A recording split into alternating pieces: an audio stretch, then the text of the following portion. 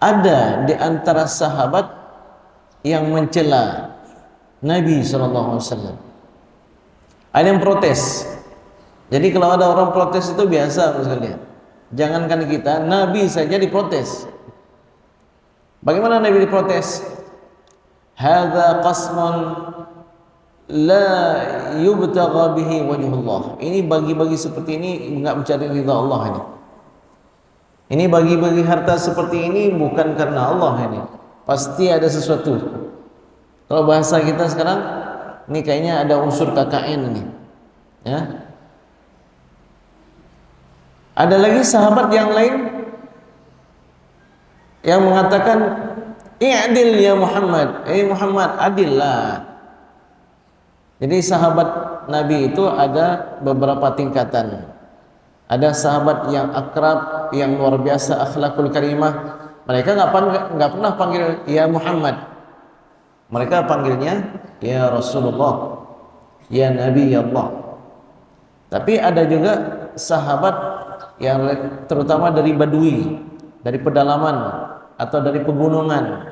Watak mereka itu keras dan kasar. Ini sahabat-sahabat yang memanggil Nabi Muhammad dengan ya Muhammad.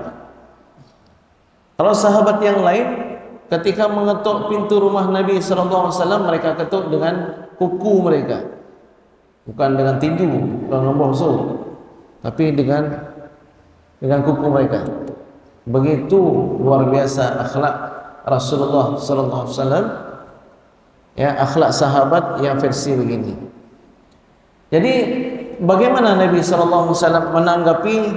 Ada lagi sahabat dalam kesempatan yang lain menarik baju Rasulullah SAW.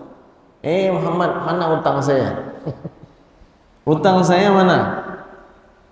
Padahal belum jatuh tempo, ditarik kuat sampai berbekas merah di leher Nabi SAW.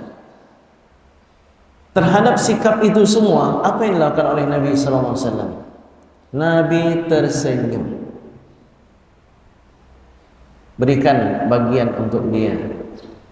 Terhadap orang yang mengatakan Nabi enggak berlaku adil, Nabi mengatakan waihak wa man ya'dil illam a'dil. Siapa lagi yang mau berlaku adil kalau aku tidak mampu berlaku adil? Nabi menegaskan, saya ini seorang nabi, saya ini dibimbing oleh Allah Subhanahu wa taala melalui wahyu-wahyunya. Jangan sembarangan kamu berkata. Terhadap orang kafir juga demikian. Terhadap orang yang menjelekkan beliau juga demikian. Kita mengenang bagaimana Nabi itu diperlakukan sedemikian kasar di Mekah.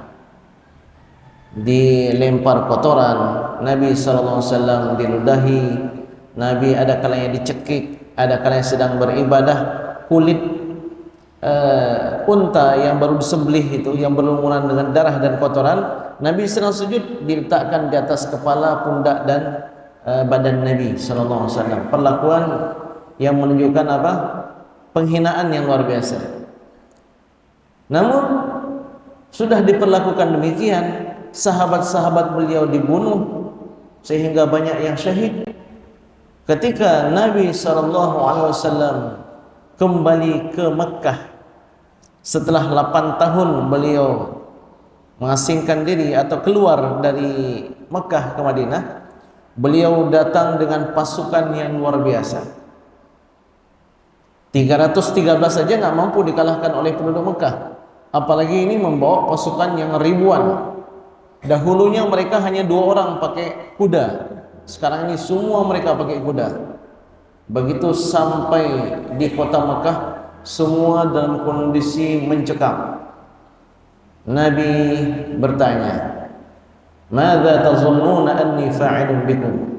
Penduduk Mekah, kalian yang telah mengusir aku, kalian yang telah membunuh orang-orang yang aku cintai, kira-kira menurut kalian apa yang akan saya buat untuk kalian? Ya. Apa dijawab oleh penduduk Mekah? Tanpa takut mereka mengatakan, "Akhun karim, engkau adalah saudara kami yang mulia.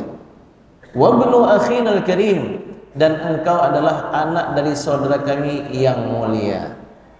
Jadi maksudnya dalam kondisi yang ketakutan itu, terbayang dalam pikiran mereka, ada dalam hati mereka bahwa yang namanya Muhammad ini memang luar biasa akhlaknya.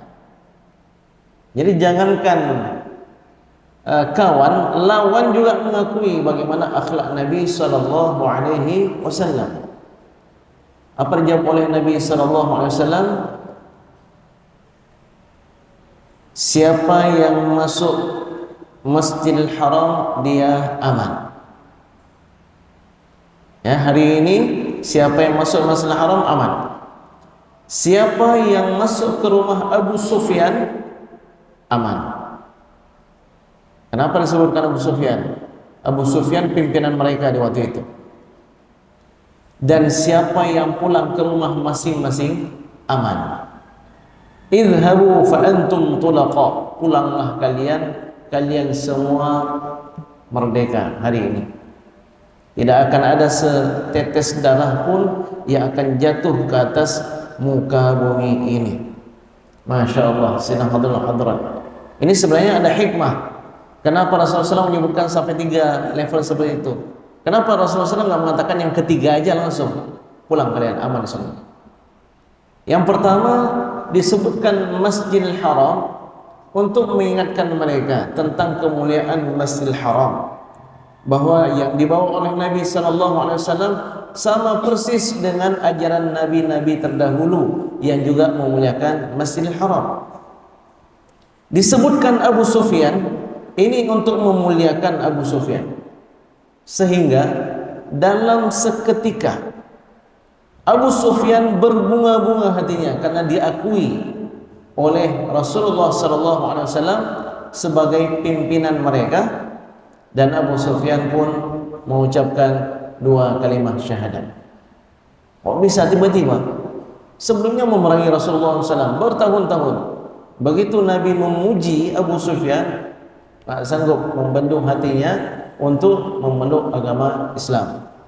Jadi di sini juga pelajaran bagi kita, simpul-simpul masyarakat, para pimpinan-pimpinan kita, para pemangku jabatan di tengah-tengah kita, itu mereka hendaknya dimuliakan, Bapak sekalian.